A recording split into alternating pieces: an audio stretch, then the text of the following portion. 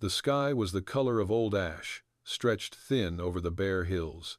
Wind pushed through the grass like it had somewhere to be, but no one to meet. The woman stood hunched by the rail fence, her coat too thin for the cold, her eyes hollow from travel. Behind her, the wagon waited like a broken promise, the mule drooping under the weight of hunger and dust. The boy on the bench beside her coughed a dry, weak sound, and she placed a hand on his back, though her fingers trembled from the cold. They had come a long way. Too long. The ranch sprawled before them, a crooked smear of buildings across frost-bitten pasture. Smoke twisted up from a chimney, slow and gray. No one came to meet them. No voice called from the porch. She could taste iron in her mouth, blood from a cracked lip, maybe. Or fear. The boy leaned into her side and she tightened her arm around him. They had nowhere else. The fence creaked in the wind. The boards were worn smooth by years of weather and use, just like her. She let her forehead rest on the top rail and closed her eyes.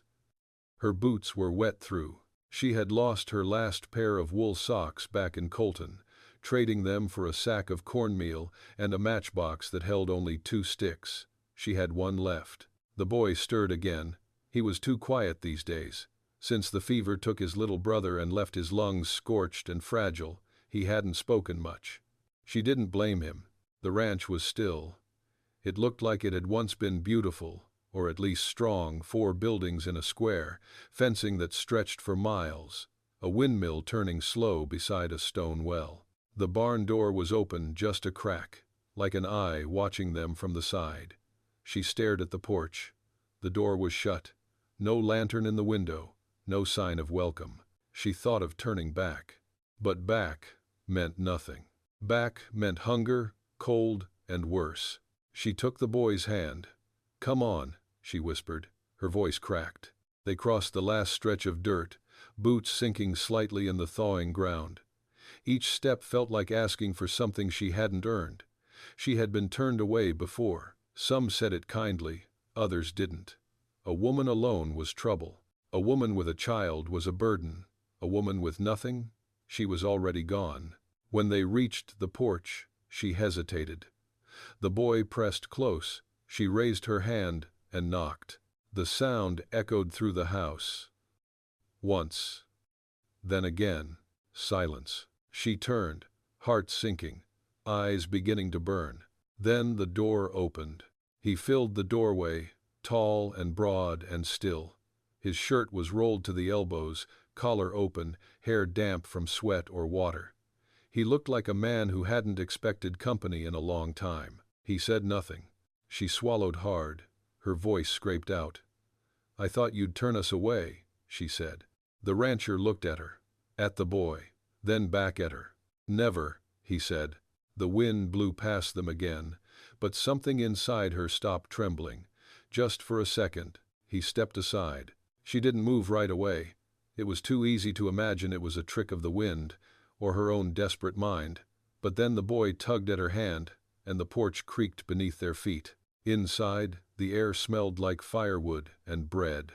She stepped over the threshold. The door closed behind them. The warmth inside hit her like a memory she didn't trust.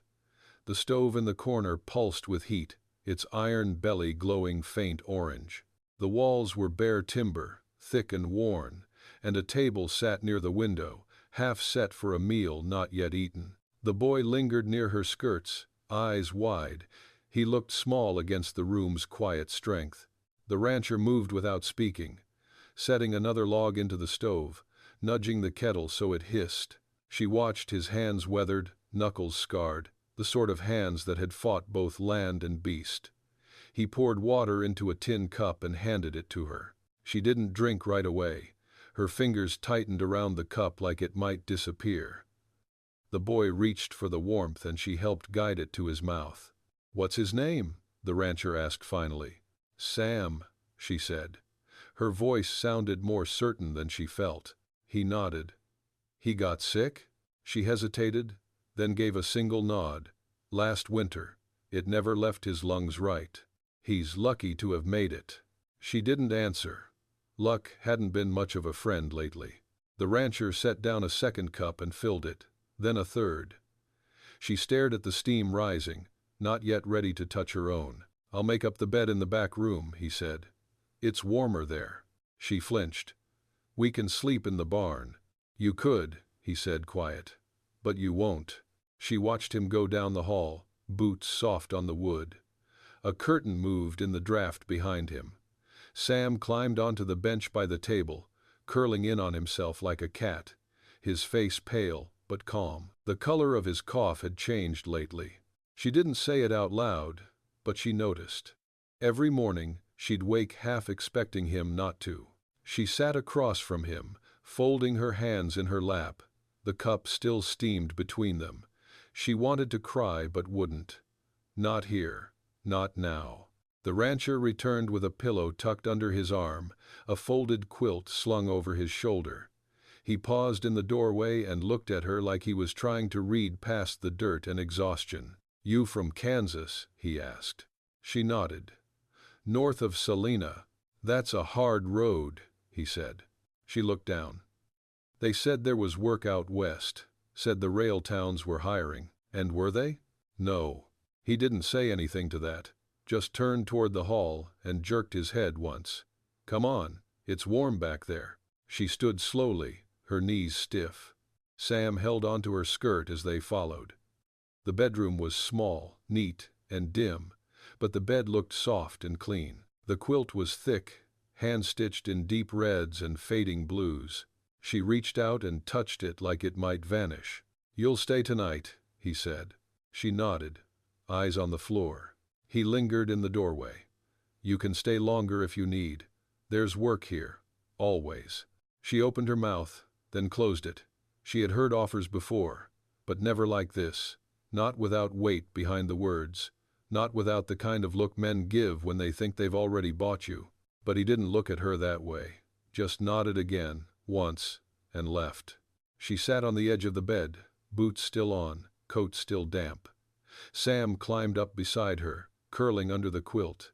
His breathing slowed. She laid back and pulled the covers over them both, staring at the ceiling. Outside, the wind moved through the prairie, long and low. She didn't sleep. Not yet. She listened.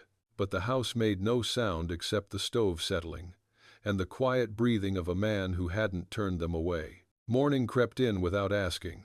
Pale light leaked through the warped window pane, catching the edges of frost that still clung to the glass. She sat up slowly, careful not to wake Sam, who slept beside her with his mouth parted and one hand clutching the quilt like it belonged to him. His breath was steady. That alone made the morning feel merciful. She pulled her boots on with quiet fingers, the laces stiff with old mud. The room was warmer than the outside world, but not by much. The kind of cold that settled deep into bone. She stepped into the hall, pulling her coat tighter, though it didn't help much. The kitchen smelled like beans and wood smoke. The rancher stood at the stove, his back to her, one hand holding a tin plate. A dog lay curled near the door, old, with a grizzled muzzle and blind in one eye. It looked up, wagged its tail once, then went back to sleep. He glanced over his shoulder. "There's coffee, and enough for 2 plates. She hesitated, then stepped forward. "Thank you." He nodded but didn't say anything more. The silence between them wasn't sharp, just wide, like the prairie. Meant to be crossed slowly. She poured a cup, the coffee bitter and dark. She sipped it and sat near the stove, close enough to feel the heat but not so close as to look comfortable. He slid her a plate with beans and a hunk of pan-fried bread. "Not much," he said. "It's more than we had yesterday." He looked at her, and for a moment his eyes softened. "You got a name?" "Clara." "I'm Eli." She nodded and took a slow bite of bread, chewing like her jaw ached. The food was hot and heavy in her belly, and for the first time in weeks she didn't feel like her hands might shake the plate out of her lap. Eli pulled on a wool coat, patched at the shoulder. "Got to check the south fence. The horses got restless last night." She looked up. "You want help?" He paused, surprised, then nodded once. "If you're up for it. I need to earn our keep." He didn't argue. Out in the morning chill, The world looked scrubbed raw. Frost clung to the sagebrush, and the horizon stretched out like a held breath. She followed him past the barn, boots crunching in the dirt. He handed her a coil of wire and a pair of gloves that were too big. "You done this before?" he asked. "Some." That was true enough. She and her husband before the sickness, before the debt, had tried to run a piece of land near the Solomon River. It hadn't lasted long. The land had won, and everything after that had slipped loose. Eli didn't push. He handed her tools, pointed to the broken post, and got to work. She followed suit, fumbling at first, then steadier. The work was rough, but clean. No guessing, no lying, no waiting. Just wood and wire, and the weight of the land. By midday, her back ached and her hands burned, but she didn't stop. Eli watched her now and then, not saying much. He worked like a man who didn't waste breath on what didn't need saying. She liked that. At one point, he handed her a canteen. She drank, water cold and sharp, and gave it back. "You learn fast," he said. "I don't have the luxury of learning slow." He gave a dry, almost smile. "That's fair." They worked until the sun sat low in the sky, the fence patched and tightened, the horses quiet again in the distance. Clara straightened and looked out over the land. It wasn't hers, probably never would be. But standing there, sweat on her neck and dirt under her nails, she felt something close to belonging. Eli leaned on the fence beside her, not looking at her directly. "You can stay," he said, "as long as you want." She didn't answer right away. The sky was bleeding pink along the edge. The cold had softened, but only a little. Her muscles ached in places she'd forgotten existed. She looked at him. "I'll pull my weight." "I know." He started walking back toward the house. The dog, somehow aware it was time, hobbled after him. Clara stayed where she was, watching the land breathe beneath the last light. For the first time in months, she didn't feel like she was running. Join this journey, where broken souls find strength again. Subscribe and never miss the next chapter. The next week passed in rhythms both unfamiliar and strangely comforting. Mornings began early, before the sun warmed the frost from the grass. Clara woke each day to the sound of Eli chopping wood or feeding the stock.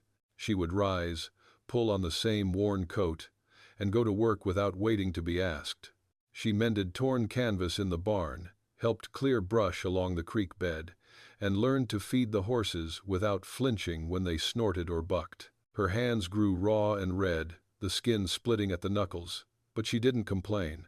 Work was the only prayer she had left, and she offered it daily. Sam stayed close to the house. He was too weak for long chores, but Eli had found an old slate board in the cellar and gave it to the boy without ceremony. Sam spent his afternoons drawing pictures in chalk trees, wagons, faces slowly learning to smile again. Eli was a quiet man, but not cold. He gave her space. He let her speak when she wanted to, and let her keep her silence when she didn't. In the evenings, they would sit near the stove, eating whatever she had cooked: salt, pork, beans, boiled potatoes, and talk in short, careful sentences. One night, she asked him, "You ever been married?" He shook his head once. "No, came close once, long time ago." She didn't push. Neither did he. The next day, he showed her how to shoot. The rifle was long and heavy in her hands, but she didn't flinch when it kicked. She hit the fence post on the third try. He smiled with his mouth, not just his eyes. "You've got a steady hand," he said. "Necessity," she said. "I used to kill chickens with a hatchet, rifles just a longer reach." That made him laugh, a quiet, deep sound that settled something in her chest. Later that week, she found a book on the shelf in the back room, a worn copy of The Prairie Traveler, with penciled notes in the margins. She opened it and saw a name written inside the cover: Ruth C. Harper. Eli's handwriting matched the notes. "That your mother?" she asked that night, holding the book. He looked up from the fire. Yes, she was smart. She was strong, he said, meaner than most men I knew, but good. Raised me here after Pa died, taught me to read, mend a saddle, split a hog, all in the same week. She gone now? 3 years. He looked toward the window, though there was nothing out there but darkness. Buried her by the west fence, under the cottonwood. Clara closed the book. She raised a good man. He didn't answer, but his jaw tightened, and he looked at her in a way that made her want to say more and not just to be kind. The days turned longer. The wind lost its bite. Birds began returning, their calls slicing through the stillness like old music. Clara found herself waking before the rooster, not out of fear anymore, but a quiet eagerness. She had learned the pattern of the land, the way the wind changed before a storm, the way Eli's shoulders tensed when a horse was going to throw a shoe. Sam smiled more often now. He still coughed in the night, but the color was better in his cheeks. He had started following Eli around the yard, mimicking him, asking questions. Eli never spoke down to him. He explained things carefully, how to check a hoof, how to stack kindling, how to know when a steer was sick. One afternoon, Clara watched them from the window. Eli knelt beside Sam, showing him how to tie a square knot. The boy's brow furrowed in concentration, and Eli just waited, steady as ever. She felt something break loose in her chest. Not pain, not fear, hope. It scared her more than anything. That night, after Sam had gone to bed and the fire had burned low, she spoke without looking at him. "You think this can last?" Eli was quiet a long time before he answered. "If we want it to." She turned to him. His face was bare in the firelight, and she saw in it something rare. Faith, not in luck, but in choice. He reached out, not to touch her, just to offer his hand. She took it. The fire crackled between them. By the time spring clawed its way up from the roots, the ranch had changed, though nothing had been painted, no new fence posts driven. It was something quieter than that. A shift in the air, lighter footfalls, warmer meals, laughter, sometimes soft and uncertain, like it was learning to breathe again. Clara woke each morning with a purpose that wasn't survival. She fed the chickens, checked the well, stirred the sourdough starter she had managed to bring back to life with nothing but patience and prayer. Her body still ached by nightfall, but in a different way. It was no longer the ache of fleeing, it was the ache of belonging. Sam grew stronger too. The cough came less often, and his appetite returned. He helped Eli in the mornings, brushing down horses, carrying feed, learning the quiet rhythms of work. The boy had taken to following the old dog around, like a shadow. He named him Buck, though the dog had no interest in names, only sunny spots and warm hands. Sometimes, Clara and Eli worked side by side without a word. Other times, they talked. She told him about her husband not out of sentiment, but because it was time. His name had been Matthew. He'd been stubborn, sweet, and not built for the world the drought had made. He died coughing blood in the back of their wagon, with one hand clenched around hers and the other on his chest, as if trying to hold himself in. Eli didn't offer pity, just listened. Let the silence do its work. That, more than anything, made her feel safe. He shared things, too, in his own way. Stories about his mother, about a brother who ran off to New Mexico and never wrote again.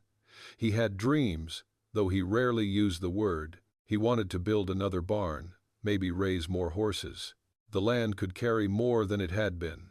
It only needed hands that wouldn't let go. One evening, they sat on the porch, boots on the rail, a mug of coffee each.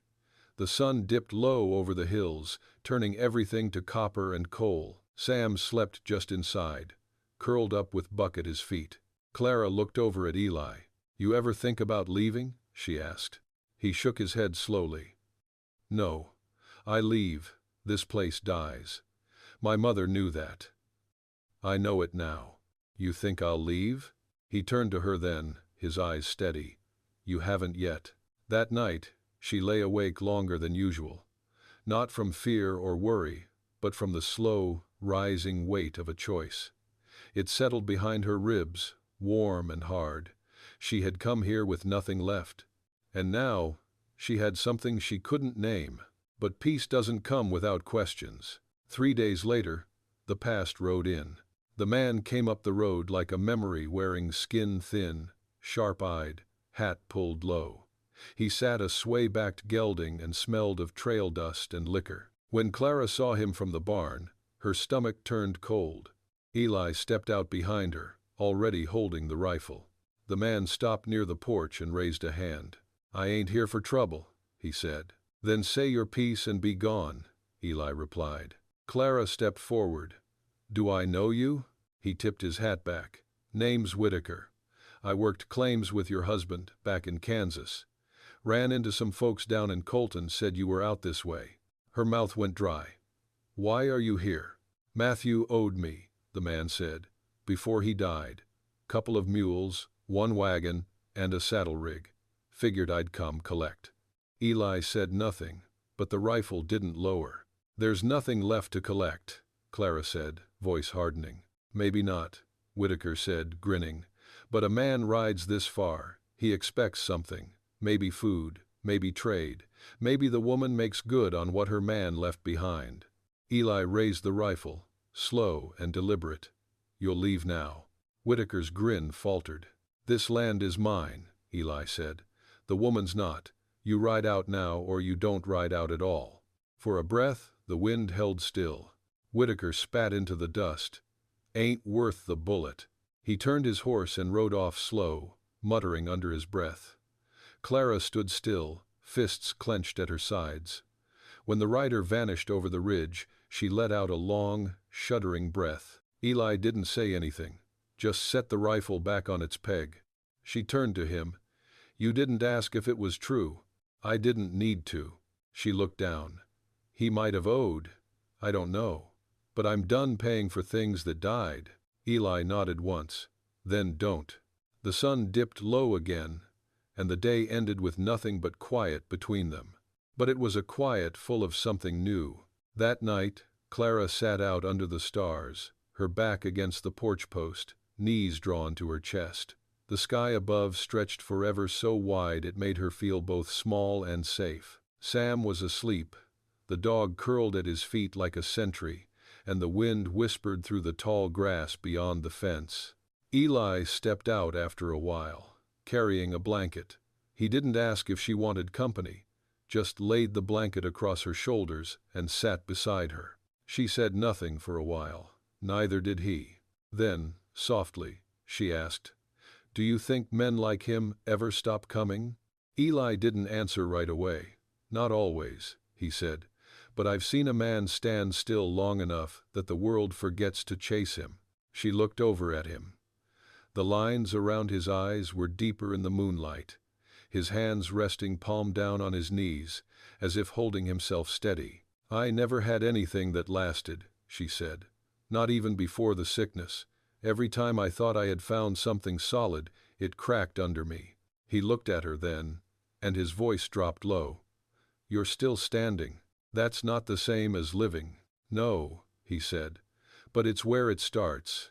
She wanted to believe him, wanted it so badly it scared her, that this ranch, this man, this patched-together piece might hold, and that wanting it might be the very thing to break it.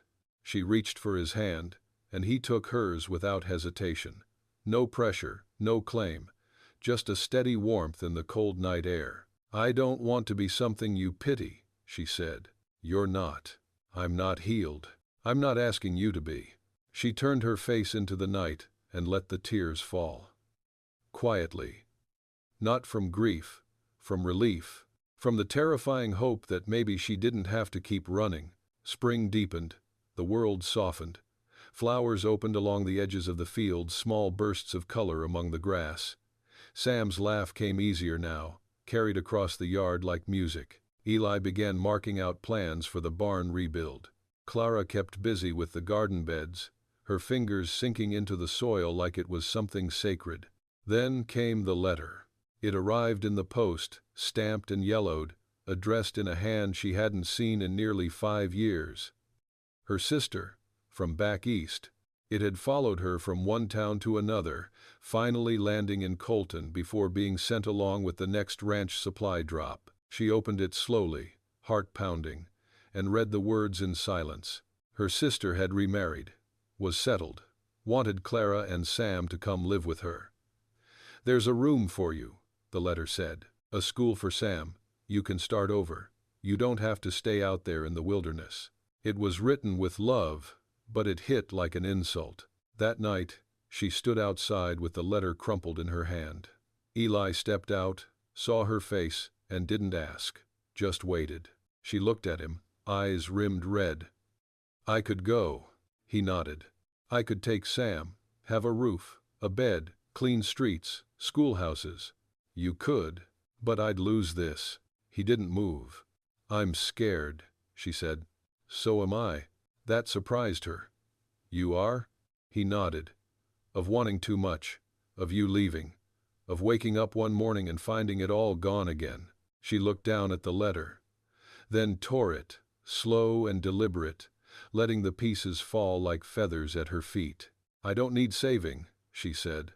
"Not anymore, and neither does Sam." Eli stepped forward, close now. "I never wanted to save you," he said. "Just wanted you to know you didn't have to be alone." She kissed him then, not desperate, not unsure. Just steady, just true. And when they pulled apart, the night around them felt warmer, like the earth itself had taken a deep breath. The next morning broke soft and gold. Dew clung to the grass like spun glass, and the sound of the windmill creaking was the only thing that moved faster than the light. Clara rose early, as she always did, but this time something in her chest felt different, lighter, though her feet were just as sore and her back just as stiff. She found Eli in the barn, sleeves rolled, brushing down the sorrel mare. He looked over as she came in, eyes catching on her face, then dropping back to the horse like it was nothing new to see her there. But they both knew it was. She took up a brush without asking and worked on the other side. The silence between them was easy now, like a well-worn coat. "I was thinking," she said, after a time, "that plot near the cottonwood where your mother's buried, it's peaceful." He paused, then nodded. She liked the view. Said if the Lord gave her breath, she'd put a porch swing under that tree someday. Clara smiled faintly. "I was thinking we could build a bench there. Maybe plant some wildflowers." Eli looked up. "You want to stay near her?" "I want to stay," she said. He said nothing for a moment, just reached across the mare's back and touched her hand.